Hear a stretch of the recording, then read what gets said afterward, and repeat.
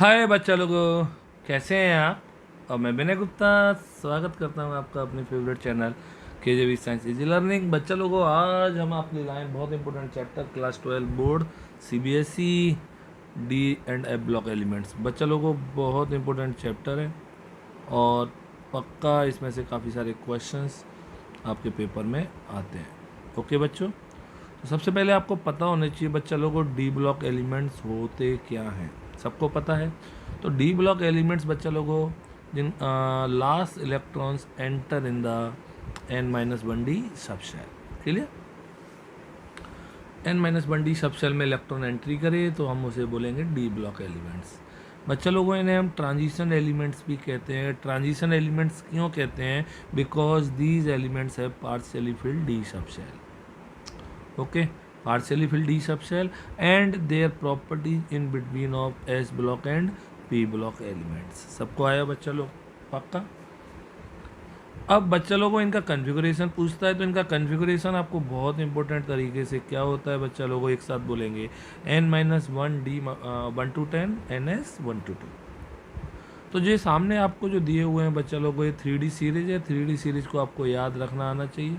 और 3D series क्या है बच्चा लोगों? Science TV chromatin phaco nickel copper zinc. 3D1 4s2, इसी तरह 3D2 4s2, 3D3 4s3, this is the exception. Okay, 3D5 4s1, इसी तरह कॉपर का भी एक्सेप्शन है।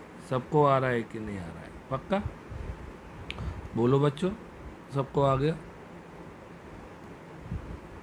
अब आगे मूव करते हैं बच्चा लोगों classification of D block elements.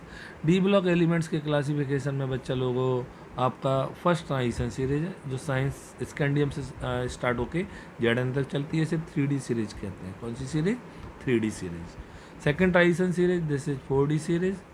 Okay, fifth period में होगी, इट्रियम से स्टार्ट होके कैडमियम तक होती है। नेक्स्ट है बच्चा लोगों आपका थर्ड ट्रांजिशन सीरीज, जिसे हम 5D सीरीज कहते हैं। 6 पीरियड में है, लेंथेनम और मरकरी लास्ट होता है। ओके, फोर्थ भी होती है बट वो हमारे काम की नहीं है। नेक्स्ट बच्चा लोगों को बहुत इंपॉर्टेंट क्वेश्चन डाल दीजिए, पेपर में ज़रूर आएगा 100%। ZN CD and HG। बच्चा लोगों, ZN CD एंड HG को हम ट्रांजिशन एलिमेंट्स नहीं कहेंगे, क्योंकि they have fully filled D subshell in their atomic state और in their common oxidation state। But क्योंकि ये लास्ट डी के बाद डी ब्लॉक के एलिमेंट्स होते हैं, बट ट्रांजिशन नहीं कहते डी ब्लॉक, क्योंकि लास्ट इलेक्ट्रॉन किस में जा रहा है? डी में जा रहा है। Clear? Copper silver and gold, इसको याद रखिए आप। कॉपर सिल्वर और गोल्ड को हम ट्रांजिशन एलिमेंट्स कहते हैं। अरे विनय सर, इनका भी तो डी पूरा भरा हुआ है। बच्चा लोगों, इनका जो एटॉमिक स्टेट में तो डी फुली फिल्ड है, बट जब जिनकी मोस्ट कॉमन ऑक्सीडेशन स्टेट होती है, इसमें डी इनका क्या है बच्चा लोगों, आपका फुली फिल्ड नहीं है, इसलिए इन्हें हम क्या कह देंगे? Transition element. सबको समझ में आया? अच्छे क्वेश्चन से एक एक नंबर के आते हैं। नेक्स्ट है बच्चा लोगों general properties of D block elements, और फर्स्ट है एटॉमिक एंड आयनिक रेडियाई। बहुत अच्छी तरह देखेंगे बच्चा लोगों। क्लियर? सबको आ रहा है? The atomic radii of transition elements are less than S block but more than P block element। सबको पता है। आपके जो लेफ्ट हैंड साइड में S ब्लॉक होते हैं, राइट हैंड साइड में P ब्लॉक, और मिडिल में क्या होता है? D block. Left to right move करते हैं, एटॉमिक साइज क्या होता जाता है? डिक्रीज होता जाता है। तो D वालों का साइज है वो S से क्या होगा बच्चा? लेसर। ओके, और P से क्या होगा? मोर। क्लियर? पक्का समझ में आया? और सबको रीजन पता होगा, 10th क्लास से पढ़ते आ रहे हैं, क्योंकि न्यूक्लियर चार्ज क्या होता जाएगा बच्चा लोगों? इंक्रीज होगा। तो forces of attraction between the nucleus and outer most shell क्या होगा? इंक्रीज होगा। एटॉमिक साइज डिक्रीज होगा। ये सबको आ गया कि नहीं आ गया बताइए? पक्का आ गया? क्लियर? आगे कह रहा है बच्चा लोगों इन अ पर्टिकुलर ट्रांजिशन सीरीज। जब हम किसी पर्टिकुलर ट्रांजिशन सीरीज में मूव करते हैं, जिस तरह से आप ये 3D सीरीज देखिए, इधर सारे बच्चे इधर देखिए, 3D सीरीज में मूव कर रहे हैं, तो आप क्या देखेंगे कि शुरुआत में स्कैंडियम से लेके मैंगनीज तक साइज डिक्रीज हो रहा है, बीच में ऑलमोस्ट कांस्टेंट है, और लास्ट में इंक्रीज हो रहा है। बहुत इंपॉर्टेंट क्वेश्चन है। ऐसा क्यों?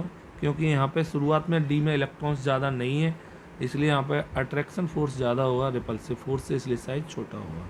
तो साइज क्या हो रहा है बच्चों लोग? डिक्रीज। सबको आ रहा है कि नहीं आ रहा है? यहाँ पे क्या होगा, डी में इलेक्ट्रॉन्स फिलिंग होने लगी, शील्डिंग इफेक्ट आने लगा, इंक्रीज होने लगा, तो जो वो क्या करेगा बच्चा लोगों, अट्रैक्शन का क्या करेगा, अपोज करेगा, इक्वल होंगे, तो यहाँ पे साइज ऑलमोस्ट क्या हो जाएगा कांस्टेंट। एक क्वेश्चन काफ़ी बार पेपर में आता है, सबको आ गया कि नहीं आ गया, क्लियर बच्चा लोगों। यहाँ पे साइज क्या होगा, इंक्रीज, क्योंकि डी फुली फिल्ड हो गए, ज़्यादा इलेक्ट्रॉन्स हो गए, तो इसलिए रिपल्सन क्या होगा, ज़्यादा होगा, किससे, अट्रैक्शन से, साइज क्या हो जाएगा, इंक्रीजेज हो जाएगा। ये मेरे बच्चों सबको समझ में आया कि नहीं आया, बहुत अच्छा है, वेरी इंपॉर्टेंट है।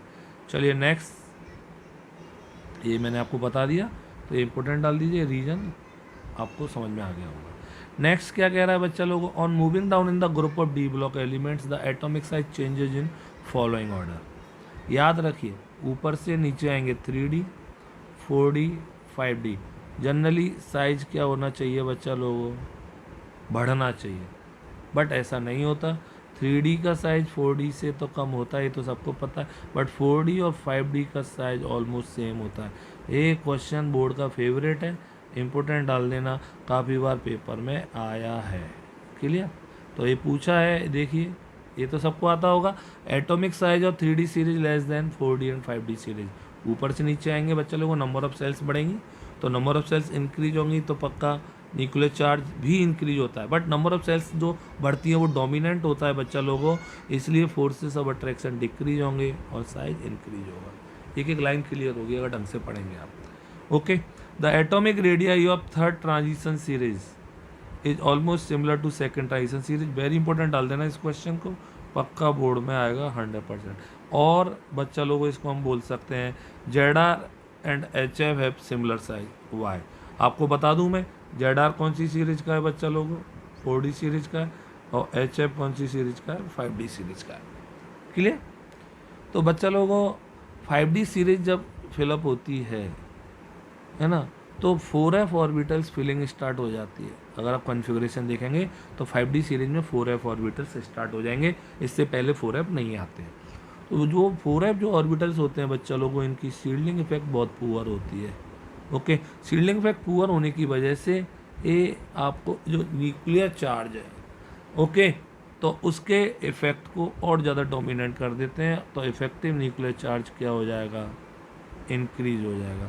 This effect is called lanthanoid contraction. बहुत इंपॉर्टेंट डाल दीजिए इस क्वेश्चन को, जरूर आ गया पेपर में, द मोस्ट इंपॉर्टेंट है। सबको आगे बच्चा लोग, एक एक लाइन क्लियर होगी, ढंग से वॉच करिए, आराम से सुनते रहिए, आपको पूरा दिमाग में फीड हो जाएगा, है ना। कॉपी पढ़ना बड़ा बोरिंग लग रहा था ना, आप देखिए कैसे लर्न होगा ये। तो बच्चों लोगों नेक्स्ट सेकंड पॉइंट है आपका डेंसिटी।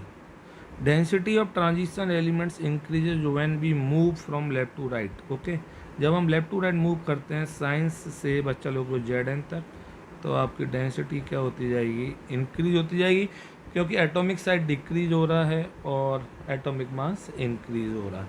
सबको आ रहा है पक्का, ओके। चलिए नेक्स्ट थर्ड पॉइंट याद रखिए, ऑस्मियम हैज हाईएस्ट डेंसिटी। जो ऑस्मियम होता है उसकी डेंसिटी बहुत ज़्यादा होती है, मैक्सिमम होती है। नेक्स्ट थर्ड पॉइंट बच्चा लोगों जो आ रहा है आपका metallic character. Metallic character MP and BP। Transition elements are metal, ये सबको पता है, ट्रांजिशन मेटल्स भी कहते हैं, और इसलिए वो सारी मेटल्स की प्रॉपर्टी शो करते हैं। वो हार्ड होते हैं, लस्ट्रस होते हैं, ductile, malleable and have high MP and BP, clear.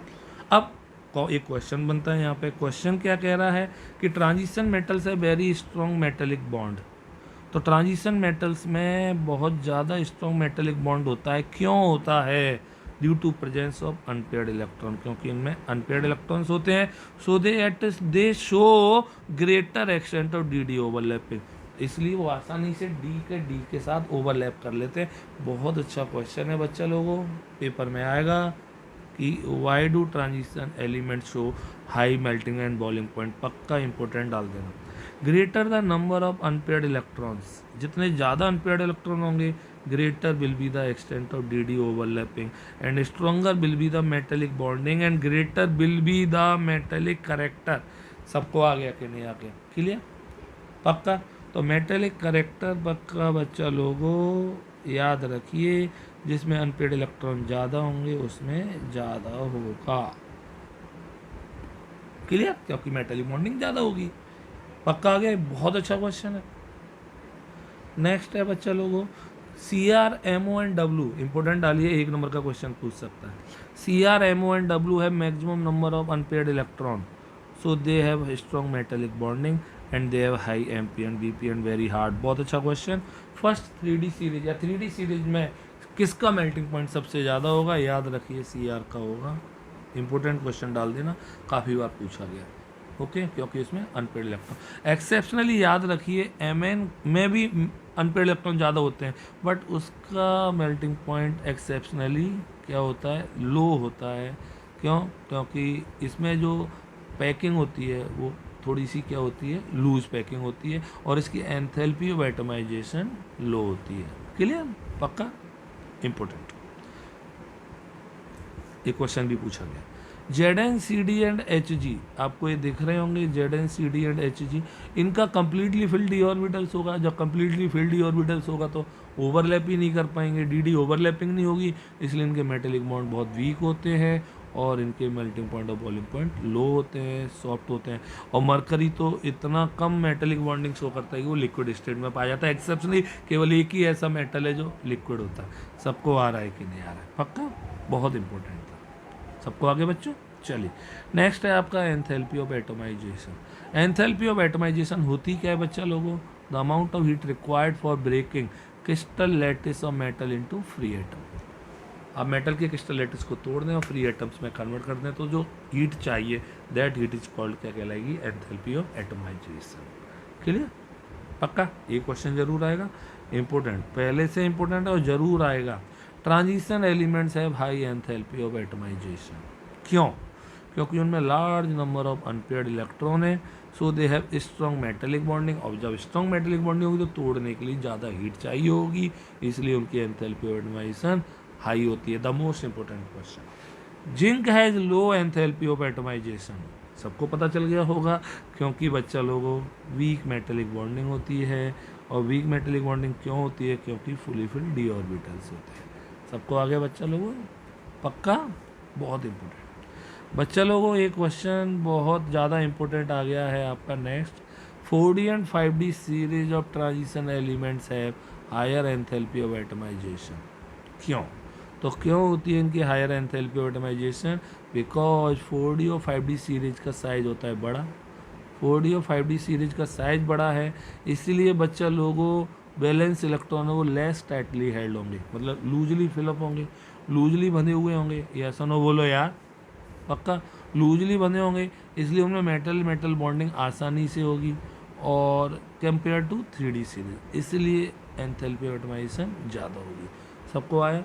पक्का, बहुत अच्छा क्वेश्चन है, इंपॉर्टेंट डाल दीजिए, जरूर आएगा ये पेपर में। नेक्स्ट पॉइंट पे पहुंचते हैं, next property, catalytic property. Catalytic property, many transition elements and their compounds are used as catalyst. Okay, क्यों? एग्जाम्पल है जैसे FePt, NiPd, B2O5। तो पेपर में आएगा कि why do transition elements show catalytic properties? First, variable oxidation state. कौन सी oxidation state होती है उनमें? Variable oxidation state. इसीलिए बच्चा लोगों वो रिएक्टेंट के साथ इंटरमीडिएट कॉम्प्लेक्स बना लेते हैं। पक्का, कैटालिस्ट में पढ़ा था हमने। They have incompletely field orbital. दूसरा रीजन, जरूरी नहीं है कि एक नंबर में आए तो एक ही रीजन लिखेंगे, आप सारे रीजन लिखेंगे।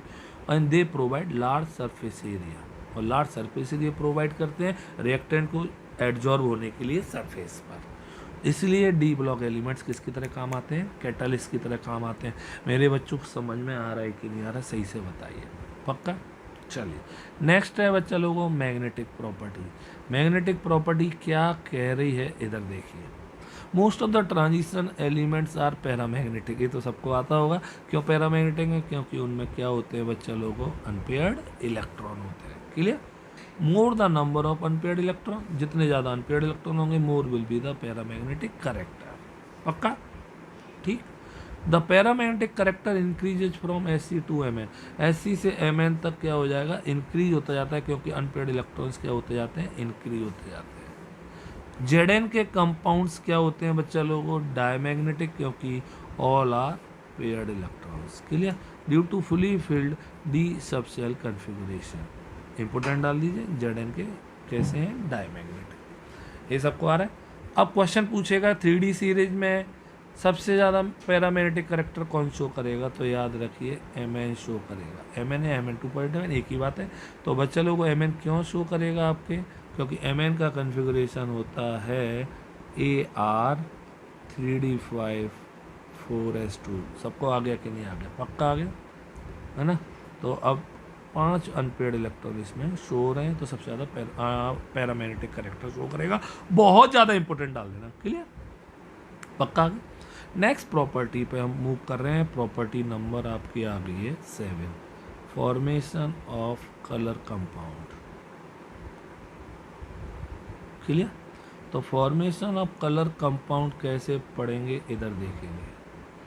Mostly transition elements compounder coloured पूछेगा आपसे कि ट्रांजिशन एलिमेंट्स कंपाउंड कलर्ड होते हैं। कलर होने का केमिस्ट्री में एक ही रीजन है बच्चा लोगों, D transition.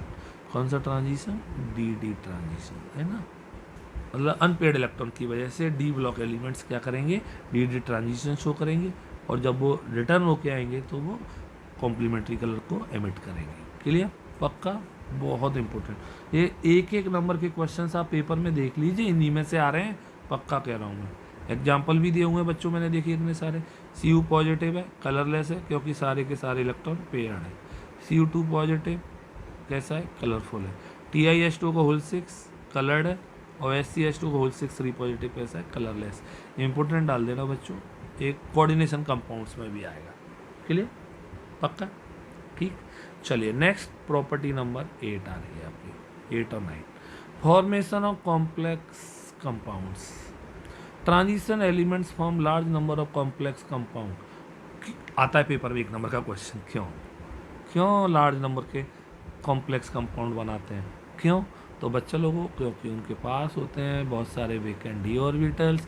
Vacant D orbital होते हैं इसलिए वो आसानी से कोऑर्डिनेट बॉन्ड बना लेते हैं, किसके संग, लिगेंड के साथ। ओके, कोऑर्डिनेशन कंपाउंड्स में पढ़ा है।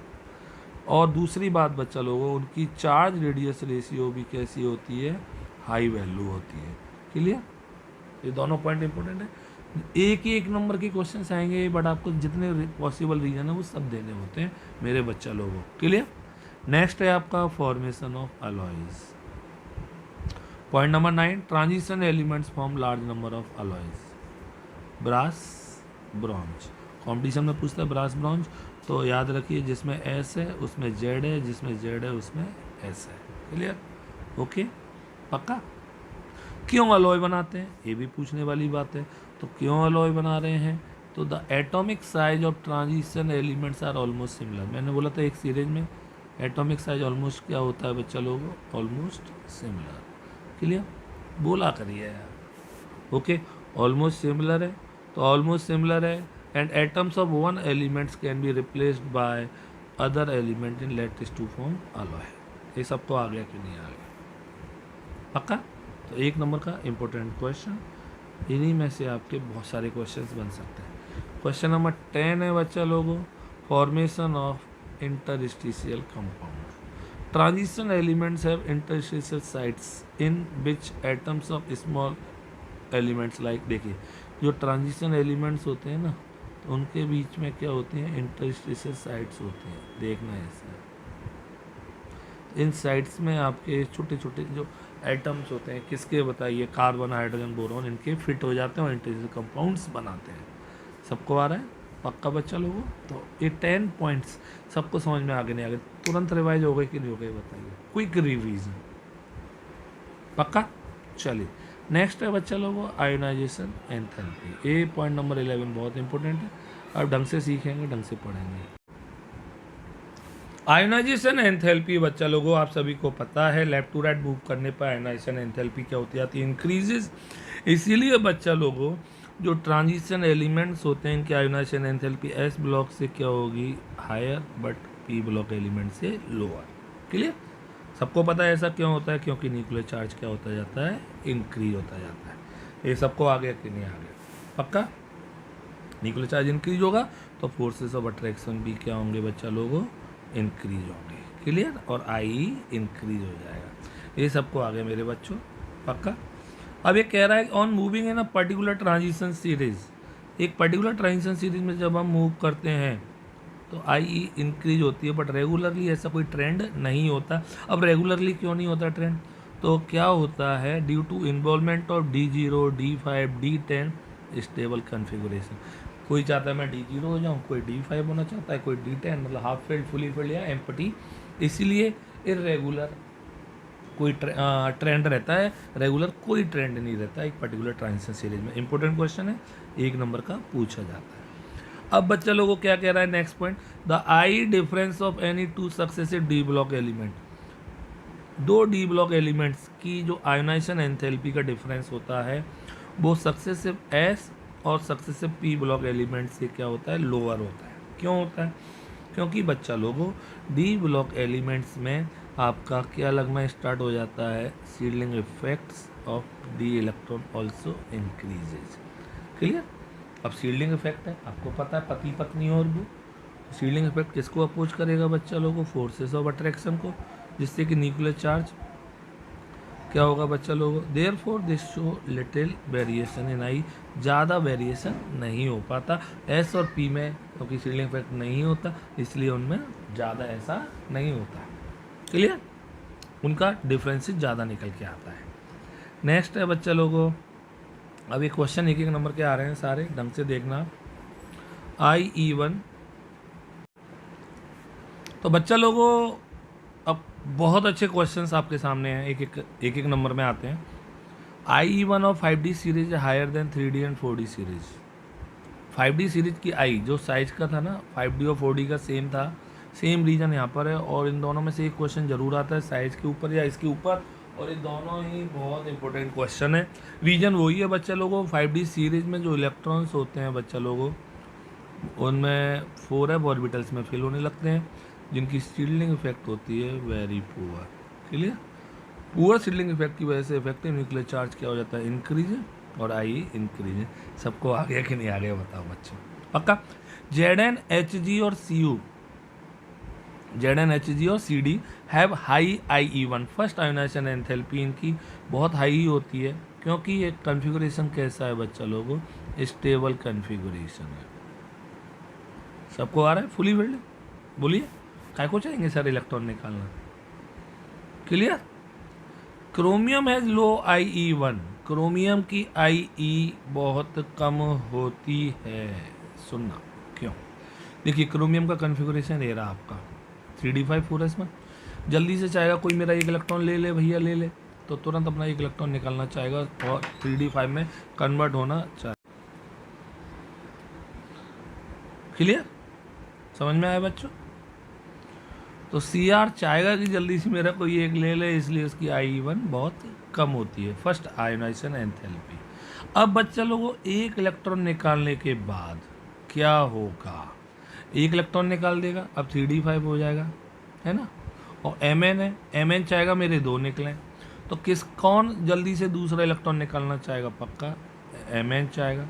इसलिए Mn की IE2 याद रखिए, IE2 of Mn is lesser than किससे बच्चा लोगों, क्रोमियम। तो ये लिखा हुआ है IE2 of chromium is greater than और Mn, और IE2 ऑफ Cu और ग्रेटर देन Zn। रीजन वही है, ओके पक्का। तो फर्स्ट इलेक्ट्रॉन निकलने के बाद Cr और Cu क्या एक्वायर कर लेते हैं, स्टेबल इलेक्ट्रॉनिक कन्फिगरेशन, Cr में 3d5 और Cu में 3d10, जिससे कि अब सेकंड इलेक्ट्रॉन निकलना उनका डिफिकल्ट हो जाता है, जबकि Zn चाहता है मेरा दूसरा निकल ले और मैग्नीज चाहता है मेरा दूसरा निकल ले। क्लियर? पक्का आ गया। अब बच्चे लोगों आगे मूव कर रहे हैं, अब IE3 की बात करते हैं, आयरन में और Mn में। आयरन का कन्फिगरेशन सबको पता है 3d6 4s2, Mn का कन्फिगरेशन 3d5 4s2। एक इलेक्ट्रॉन निकाल दिया, इसने भी एक निकाल दिया, चलो निकाल दिया। अब एक इलेक्ट्रॉन निकालने के बाद ये जल्दी से दूसरा निकालेगा क्योंकि चाहेगा जल्दी से, बट ये दूसरा है ना। तो अब देखिए बहुत इंपॉर्टेंट, तीसरा इलेक्ट्रॉन, क्या ये तीसरा इलेक्ट्रॉन Mn निकालना चाहेगा? नो।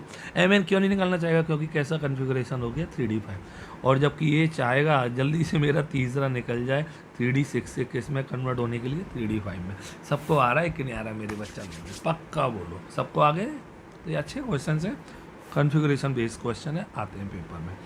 नेक्स्ट है बच्चा लोगों significance of I E in prediction of stability of oxidation state. याद रखिए बच्चा लोगों, lesser the sum of I E greater will be the stability of that oxidation state. जितना आई ई कम रिक्वायर्ड होगा उतना ऑक्सीडेशन स्टेट ज़्यादा stable होगा। जैसे आपको एक एग्जांपल दिया हुआ है, ओके, यहाँ पे I1 और I2 की वैल्यू है, ये Ni के लिए इतनी है और ये Pt के लिए इतनी है, ये I3 प्लस I4 की है। अब हमसे कह रहा है यहाँ पे Ni2 positive is more stable then Pt2 positive, या NiCl2 is more stable then PtCl2। अब 2 पॉजिटिव है तो पक्का 2 इलेक्ट्रॉन निकालने के लिए हमें 2 एनर्जी चाहिए होंगी, I1 प्लस I2, जिसका सम कम उसकी स्टेबिलिटी ज़्यादा। इसका सम है 2.49 इंटू 10⁻3, इसका सम है 2.60 इंटू 10⁻3। किसका सम कम दिख रहा है? इसका, तो इसकी स्टेबिलिटी ज़्यादा। क्लियर? उल्टा होगा Ni4 पॉजिटिव के केस में, Ni4 पॉजिटिव लेस स्टेबल हो जाएगा Pt4 पॉजिटिव से। क्यों? क्योंकि जब हमें Ni4 पॉजिटिव मतलब 4 इलेक्ट्रॉन्स निकालने तो 4 आयोनाइजेशन एंथैल्पी का सम चाहिए होगा, IE1 plus I2 plus I3 plus I4, मतलब इन दोनों को क्या करेंगे? ऐड करेंगे, इन दोनों को भी ऐड करेंगे, तो जिसका सम कम आएगा उसकी स्टेबिलिटी ज़्यादा होगी। करके देखिए आप, पक्का Pt का सम कम आएगा। समझ में आया? इसलिए Pt4 पॉजिटिव क्या होगा बच्चा लोगों को? ज़्यादा स्टेबल होगा Ni4 पॉजिटिव से। सेम क्वेश्चन है, K2 PtCl6 is more stable then K2 NiCl6। सबको आ गया कि नहीं आ गया? पक्का आ गया मेरे बच्चा लोगों? पक्का? तो ये था आपका आयोनाइजेशन एंथैल्पी का टॉपिक, सबको अच्छी तरह से आ गया होगा। नेक्स्ट टॉपिक, एक और इम्पोर्टेंट टॉपिक आ गया, वेरी वेरी इंपॉर्टेंट, डालिए 12th, ऑक्सीडेशन स्टेट। कौन सा है बच्चा लोगों? Oxidation state. Most of the transition element show variable oxidation state. 1 number का तो यही क्वेश्चन आ गया पेपर में पक्का। क्यों? क्योंकि बच्चा लोगों उनकी जो एनर्जी होती है NS एंड N-D सब सेल की, वो बहुत ज़्यादा हायर डिफरेंस नहीं होता, इसलिए इलेक्ट्रॉन्स हैं वो दोनों सब सेल से बॉन्डिंग में पार्टिसिपेट करते हैं। बहुत अच्छा क्वेश्चन है, पक्का आ रहा है, वेरी वेरी इंपॉर्टेंट, 100% क्वेश्चन आ गया ये पेपर में। क्लियर? पक्का? The most common oxidation state of 3D series is +2। याद रखिए 3D सीरीज वाले, साइंस टीवी, क्रोमाटिन, फैकोनिकल, कॉपर, जिंक, मोस्ट स्टेबल कौन सा ऑक्सीडेशन स्टेट होता है? +2, मतलब हर कोई +2 शो करेगा। ओके, एक्सेप्ट किसको? स्कैंडियम को, वो बताऊंगा अभी क्यों, ये जरूर आता है। Because of loss of 2 electrons from 4s subshell, क्योंकि हर कोई चाहता है मेरे 4s में से 2 निकल लें। स्कैंडियम सोच, वेरी इंपॉर्टेंट, डाल दीजिए 1 नंबर का क्वेश्चन, पक्का आएगा कि 3D सीरीज में ऐसा होता है जो केवल एक ही ऑक्सीडेशन स्टेट शो करता है +3, और दैट इज कौन होगा बच्चा लोगों को? स्कैंडियम। क्यों? क्योंकि वो इसका कन्फिगरेशन है 3D1 4s2। वो बोलेगा यार 2 निकाल के क्यों मुझे परेशान कर रहे हो, मेरा एक और ले लो तो मैं बिल्कुल क्या हो जाऊँगा? 0 हो जाऊँगा। और किसकी तरह से हो जाऊँगा बताइए बच्चा लोगों? आर्गन की तरह से हो जाऊँगा। सबको आया कि नहीं आया? पक्का आया? बहुत अच्छा क्वेश्चन। नेक्स्ट है बच्चा लोगों, minimum oxidation state is equal to the number of NS electron and higher oxidation state is equal to the sum of NS and N-1D electron. जैसे Mn है, Mn के केस में देखते हैं। Mn के केस में आप देखेंगे तो मिनिमम इसकी होगी +2, क्योंकि इसमें S में जितने इलेक्ट्रॉन हैं। अब इसमें हायर कितनी होंगी? तो +2 के बाद 5 तक निकालते जाओ, +3 +4 +5 +6 +7, तो हायर +7 शो करेगा। सबको समझ में आ रहा है? पक्का आ रहा है बच्चा लोगों? बहुत ज़्यादा इंपॉर्टेंट। क्लियर? सबको आए मेरे बच्चों? On moving from left to right in a series, oxidation state increases up to middle and then decrease. Middle तक ऑक्सीडेशन स्टेट बढ़ती जाती हैं SC से लेके Mn तक, और फिर डिक्रीज होती जाती हैं। क्यों बच्चा लोग? ऐसा क्यों हो रहा है? ऐसा इसलिए हो रहा है, first half of the element the number of unpaired electrons increase. आप सभी को पता है 1 से लेके 5 तक नंबर ऑफ अनपेड इलेक्ट्रॉन्स बढ़ते जाएंगे, तो वो चाहेंगे जल्दी से हम खाली हो जाएं, D0 कन्फिगरेशन अटेंड करेंगे। बट आफ्टर द मिले उनके नंबर ऑफ अनपेड इलेक्ट्रॉन कम होते जाएंगे, क्योंकि वो पेयर्ड होते जाएंगे। पेयर्ड होते जाएंगे तो फिर वो सोचेंगे कि यार हम D10 कन्फिगरेशन करें, D10 करेंगे कन्फिगरेशन, तो पक्का इलेक्ट्रॉन्स को क्या करना स्टार्ट करेंगे? शेयरिंग करना स्टार्ट करेंगे। क्लियर? जैसे D6 हो गया तो D6 को 4 का करना है, D7 हो गया 3 की शेयरिंग करनी है। समझ में आया कि नहीं आया? पक्का बच्चा लोगों? पक्का बोलो, सबको आ रहा है कि नहीं आ रहा है? क्लियर?